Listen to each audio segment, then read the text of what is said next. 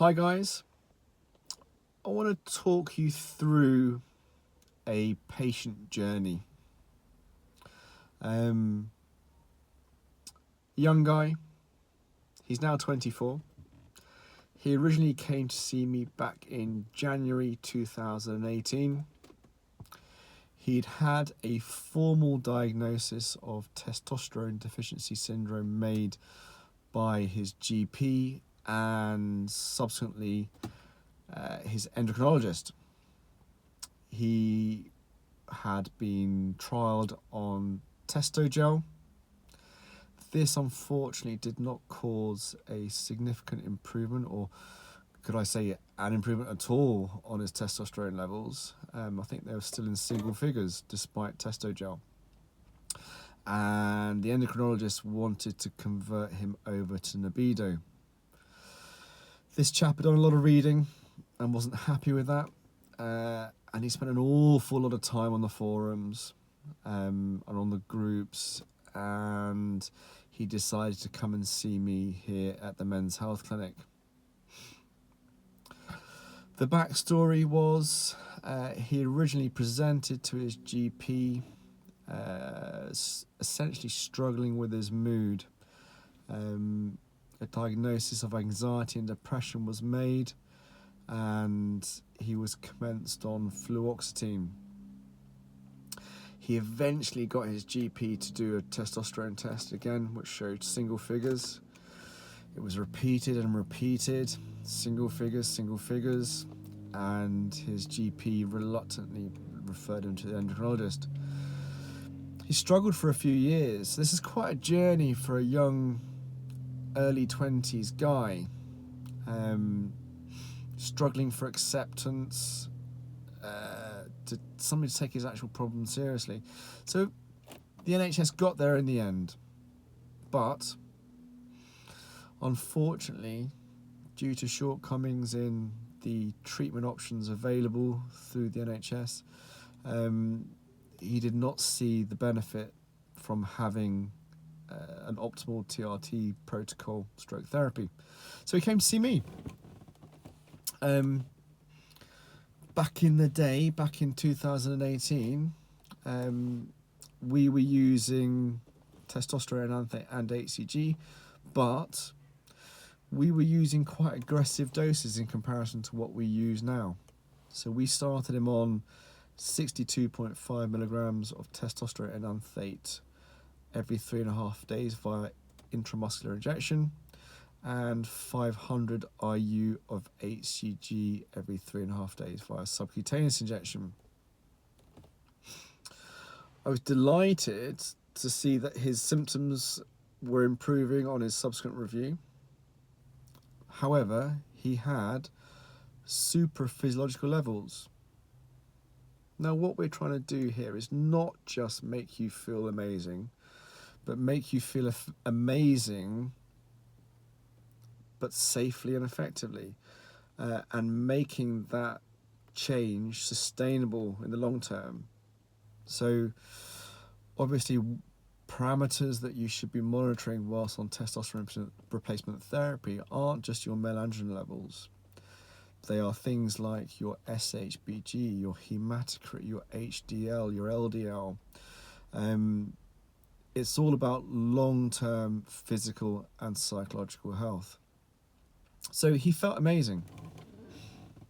His testosterone to estrogen ratio was perfect, but his levels were way too high.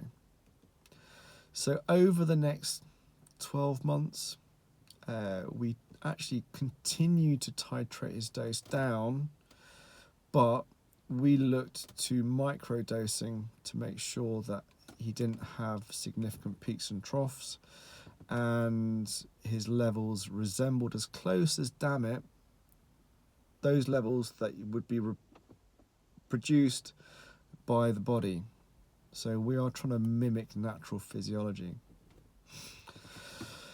So not today, I thought I saw him from a bit of a while ago, but he is absolutely thrilled with his journey, his testosterone replacement therapy journey.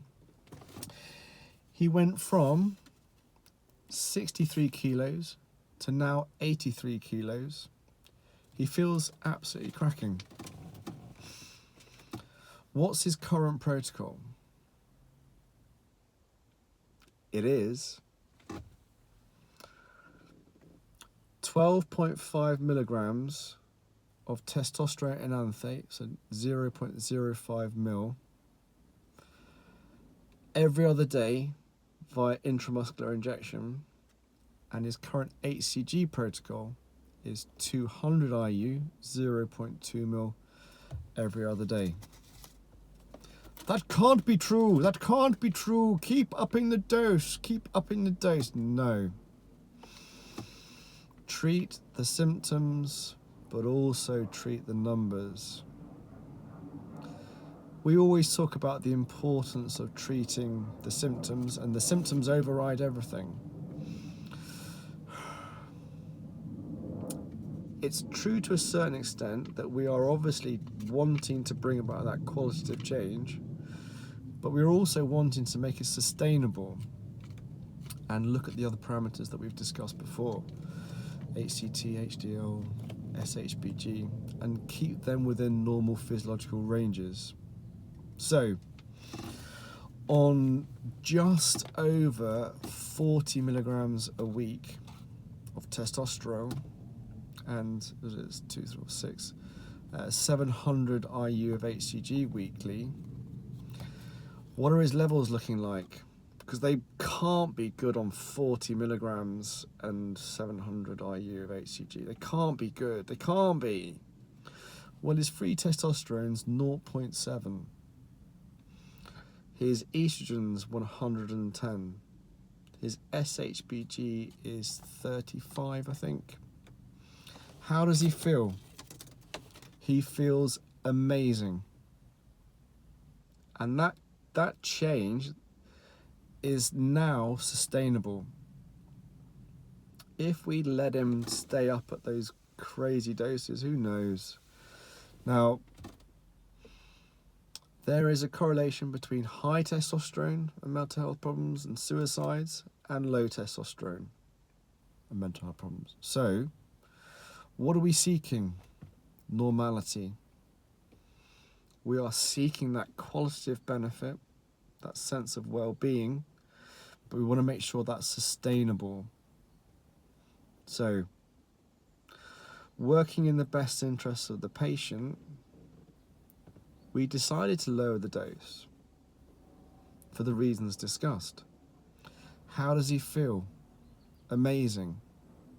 He's actually the reason why we launched the Healthy Body, Healthy Mind, Choose TRT campaign, because it's quite clear that the primary symptom that we want to improve is mental health. Plain and simple, mental health or mental well-being. Being heightened is not sustainable. We want you to be balanced. We want you to be confident, calm, and we want you to be able to feel as if you can take on the world. But having realistic expectations is paramount to this. So it isn't simply a matter of optimizing your male androgen levels. It's also about providing that support in your journey. So lifestyle, nutrition, exercise, realistic expectations, realistic goals, and realizing that this journey is all about hard work. So chase high levels if you want, but we will always act in the best interests of our patients and try and make the qualitative gains sustainable. So 24 years old on 43 point something milligrams of testosterone enanthate and 700 IU of HCG weekly.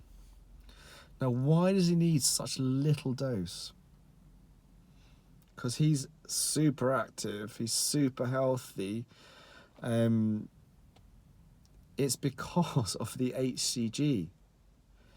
Now, I know some people don't get the reason why we advocate HCG alongside testosterone replacement therapy, rather peculiarly, some people think it's outdated. I mean, the NHS doesn't even recognise its importance.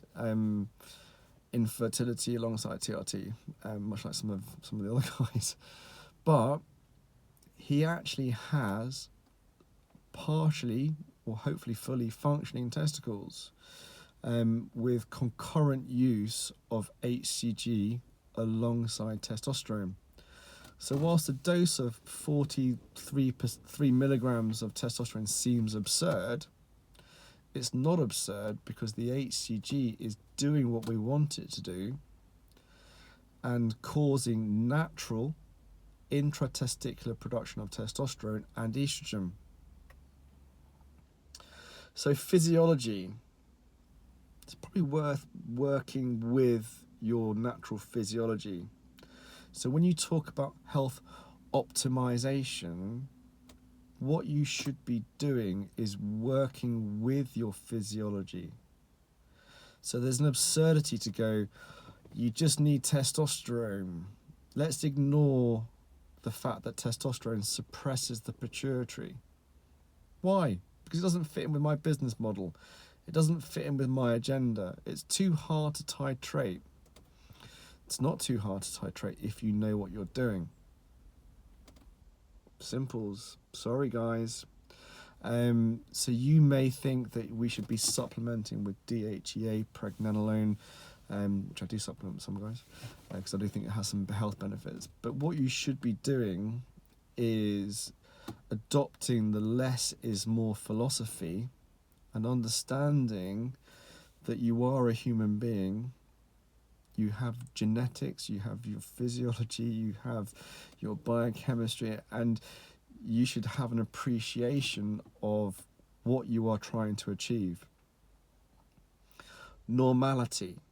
You are trying to achieve normality. So chasing high numbers is a fool's errand, in my opinion. We want to make sure our changes are long-term, sustainable, and mental health is the cardinal symptom of low testosterone, and it's the one thing that we fight to improve here at the Men's Health Clinic.